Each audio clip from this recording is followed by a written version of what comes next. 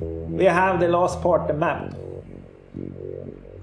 And as said earlier, map, well, the line scan is a one-dimensional data. A map will be a two-dimensional data. And it do the same thing as before. It runs until we are satisfied with the statistics. And we can see right now it do 256 pixels. And that is for the full image here. But if now we have cropped it, so it will be like 200 by 200 or something like that. And then it assigns a color to each element. So now you see it says silicon becomes green and carbon becomes red. Very good if you're colorblind. And if we continue the tab order, we see it's very analog to the line scan, basically. But we have images instead of graphs.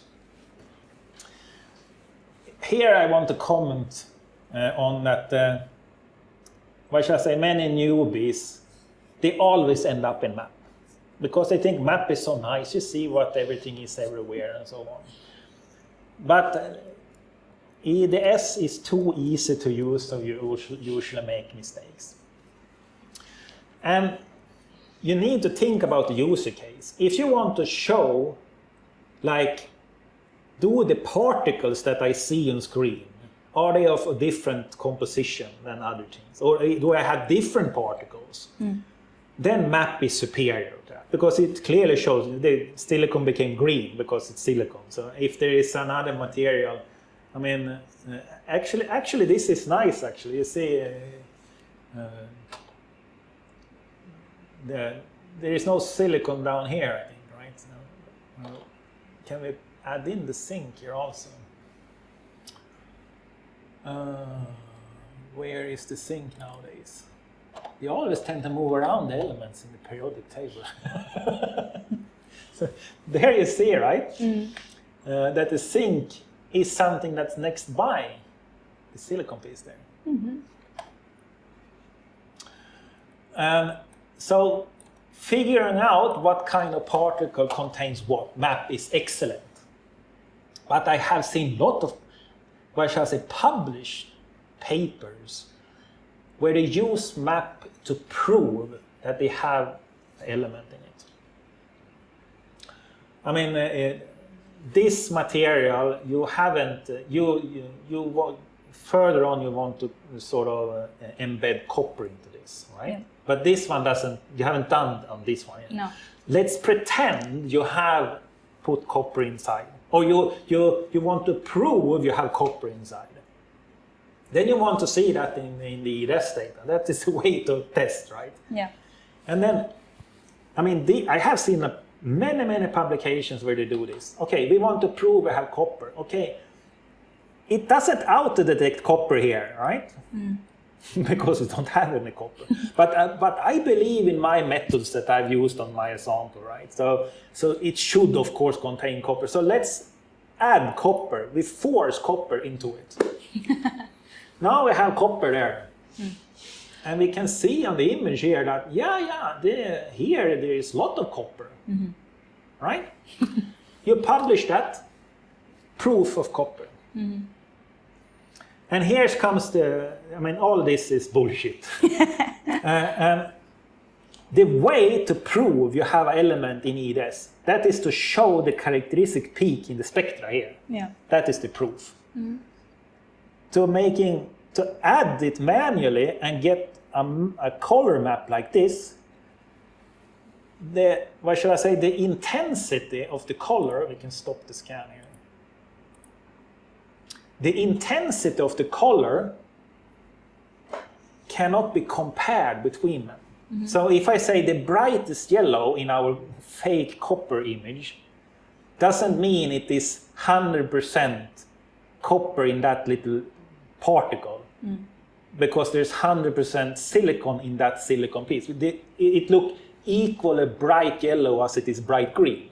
Our mind tends to do that comparison. But all images are unique. Yeah. The brightest green here could actually mean 100% in that silicon particle. I tend to believe that.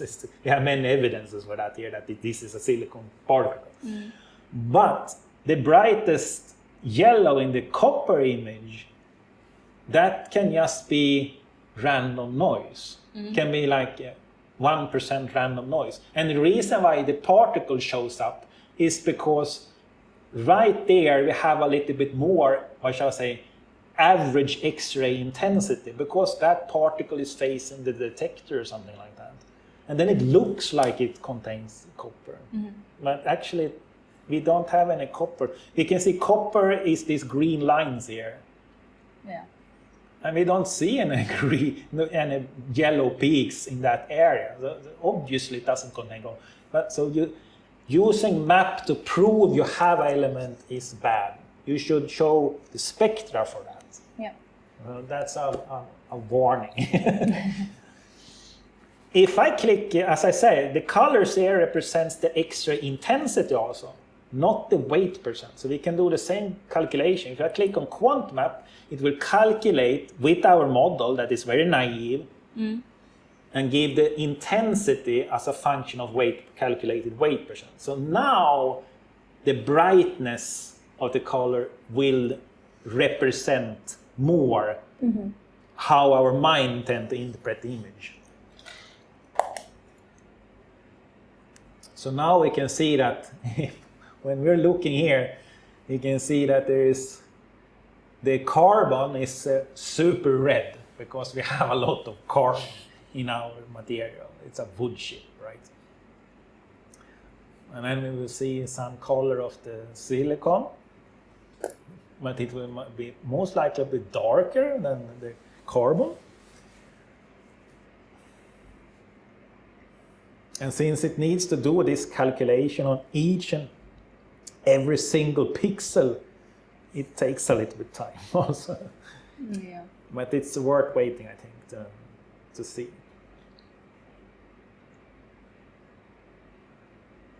Yeah, it's nice. But we learn a lot on this.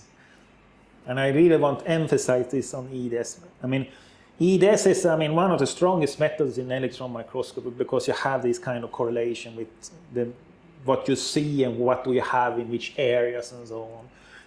But many tends to rely on EDS and to sort of prove that they have certain kind of elements and so on. And they take shortcuts and the sample is rough. It's a complex structure of the sample and so on.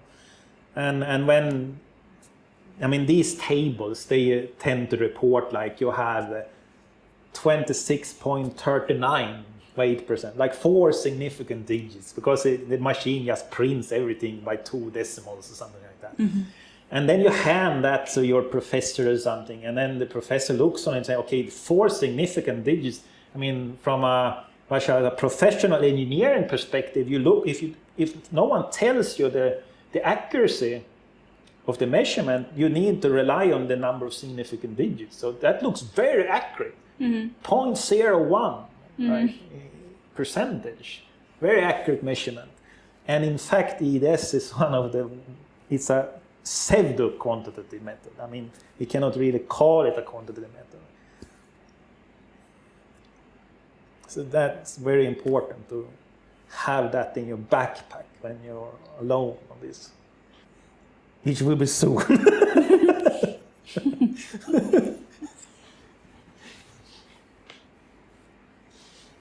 That's a secret message to the camera viewers.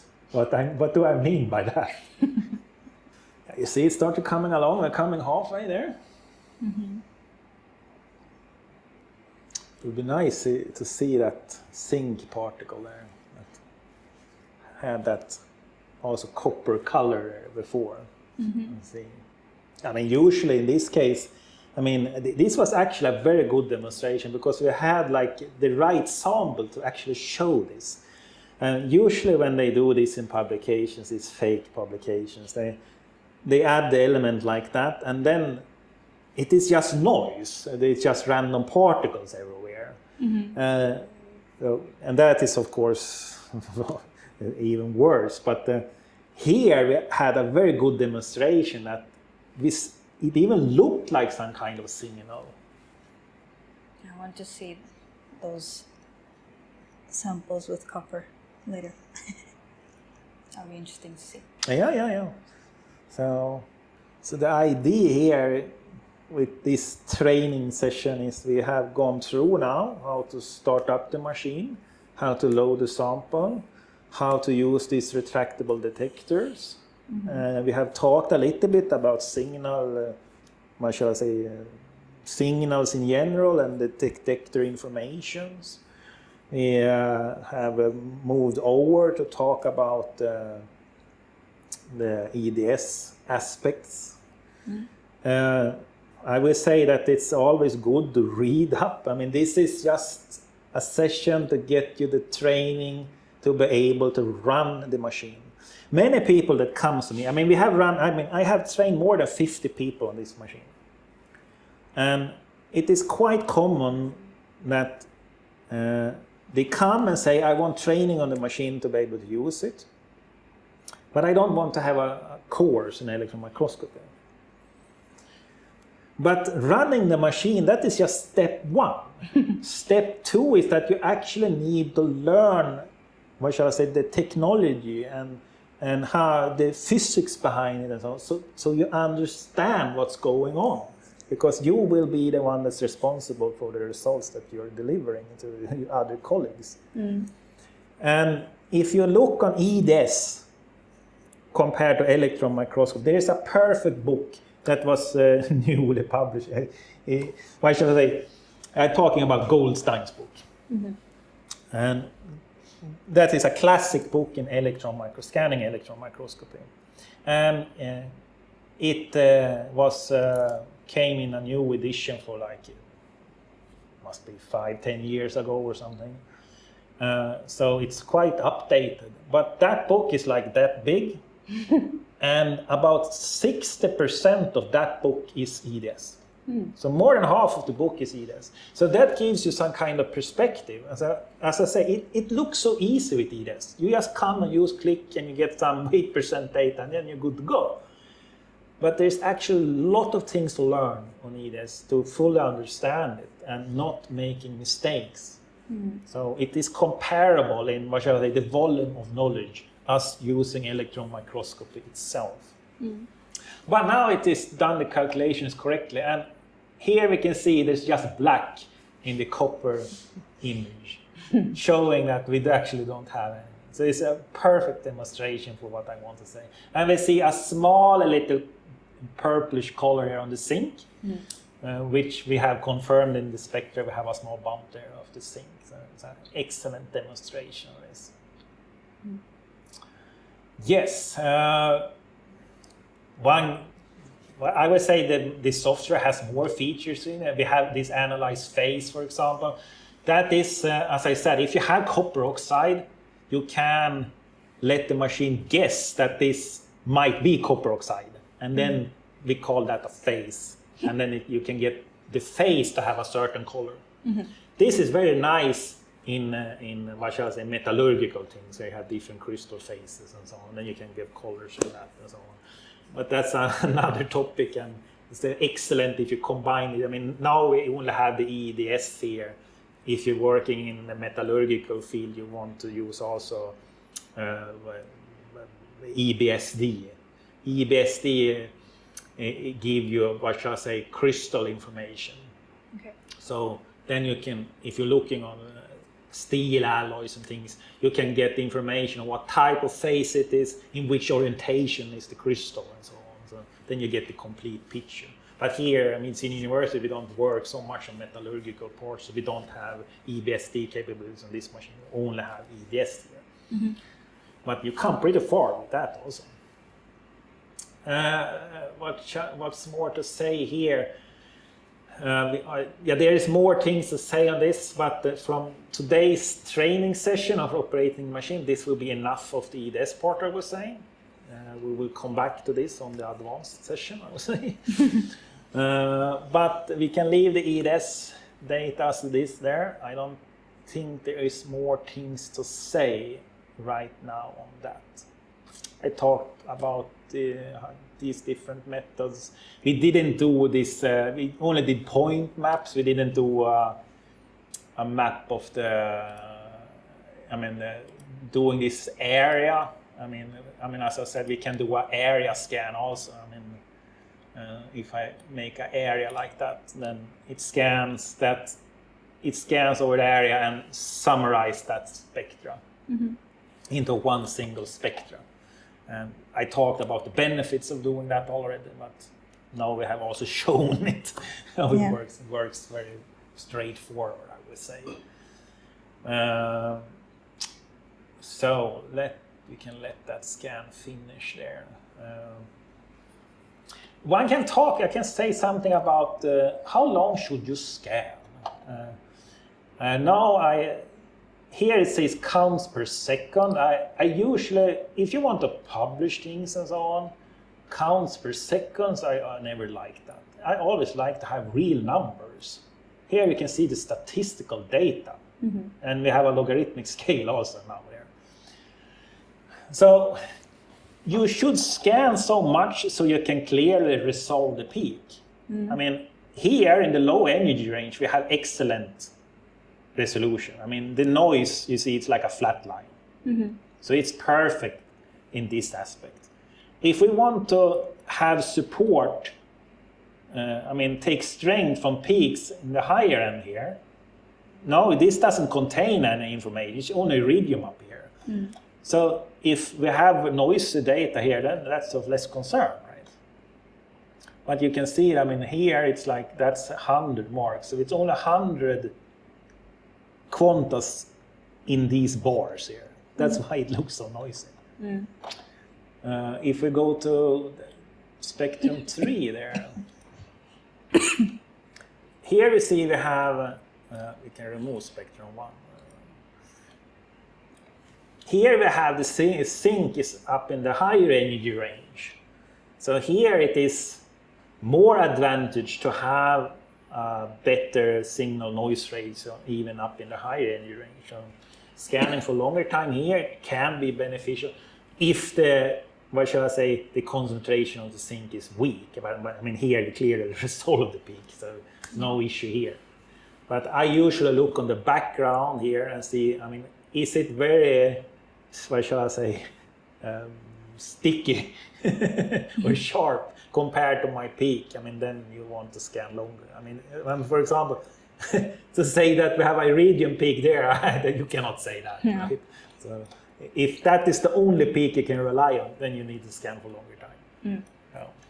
So it depends on how much of the material do we have.